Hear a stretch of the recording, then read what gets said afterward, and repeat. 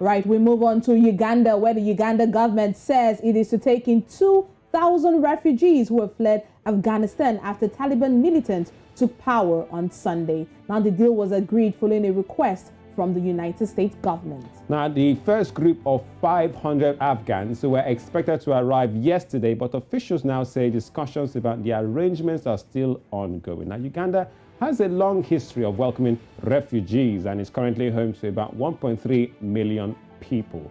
Well, we have our new Central Chief Researcher, Abdulateef Ahmed, who heads our Research and Monitoring Desk. Abdulateef, good morning to you. Is Uganda once again in the headlines this morning as a fallout of the issues we've seen in Afghanistan? 2,000 refugees. What do you make of this move, bearing in mind that Uganda is currently battling to contain a pandemic? Well, it is unfortunate that the situation in Afghanistan is spilling over into the continent, in the sense that we are having to cater for refugees who have been displaced from Afghanistan. It is not surprising that Uganda is taking in refugees. Uganda is the darling of the West. We would have thought that the refugees being taken out of Afghanistan will be headed for the United States. It has the latitude to accept as many as possible people who are displaced from Afghanistan, for example.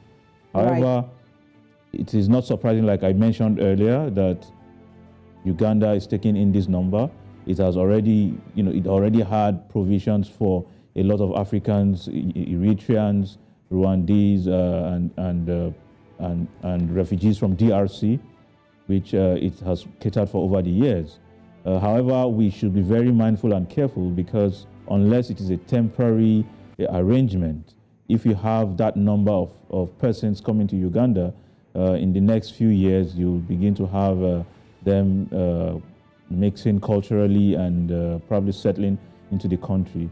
And if you consider the aftermath of settling refugees in Kenya, for example, it was pointed out that the first attack, terrorist attack in Kenya, was linked to refugees who were being kept in some camps, in Kenya at the time.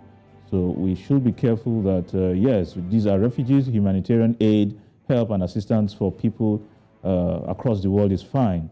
But we should be careful and mindful of those coming in. But I'm happy again that the United Nations Commission for the refugees will have to have them screened, probably checked before they are sent into the camps.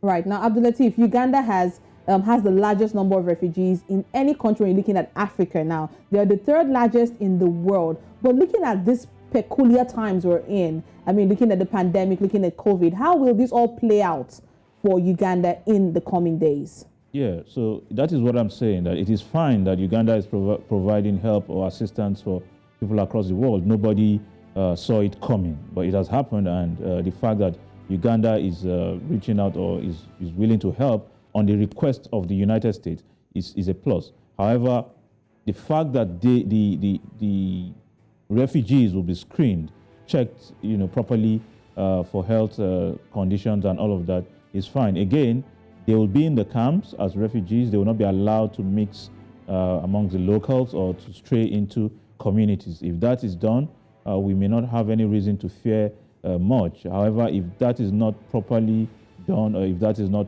followed through, it may begin to create a lot of cultural altercations. It may begin to create a lot of unforeseen circumstances between those who are coming in with different lifestyle and culture and those who are residents of Uganda, as the case may be.